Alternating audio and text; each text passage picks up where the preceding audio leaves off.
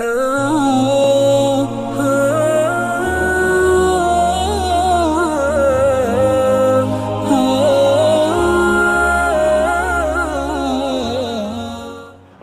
کی جاسوسی کرنے سے اور ان کے عیوب کو جمع کرنے سے اور ان کے عیوب کو تلاش کرنے سے اگر تمہاری قبر آخرت بن جائے تو شوق سے کرو. ہم خود تمہیں کیا دیتے ہیں؟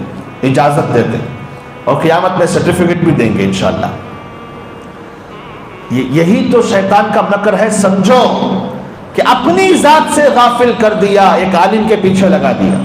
حضرت گنگوہی رحمت اللہ علیہ کا ایک قول مجھے اس وقت یاد آتا ہے. حضرت فرمایا کرتے تھے، کتابوں میں بھی قلم بند ہے، فرمایا کرتے تھے جو عالم کا بدخواہ ہوگا، کسی عالم کا بدخواہ ہوگا، اس کی قبر کھود کر دیکھ لینا، اس کا چہرہ قبلے کی طرف سے پھرا ہوا ہوگا.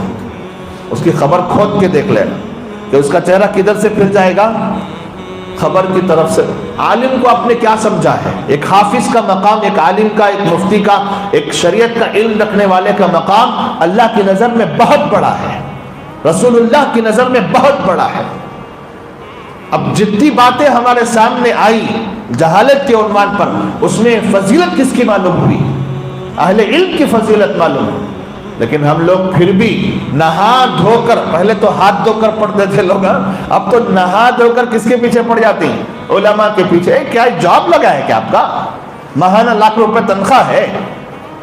مجھے بڑا کبھی کبھی میں تنہائی میں سوچتا ہوں تو ہنسی بھی آتی ہے اور ایک رحم بھی آتا ہے لوگوں پر کہ جہالت نے ان کو کہاں تک پہنچا دیا.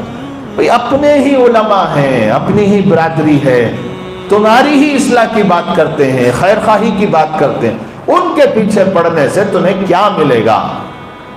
خود سے کبھی سوال کرو کہ میری آخرت بن جائے گی، میری خبر بن جائے گی، اللہ مجھ سے خوش ہو جائے گا.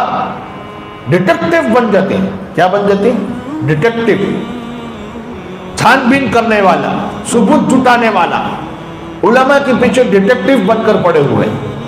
کر لو بھائی، اس سے علماء کی شان میں کوئی کمی تو نہیں ہوگی، لیکن آخرت کس کی برباد ہوگی؟ اللہ ہم سب کو سمجھنے کی توفیق عطا فرمائے.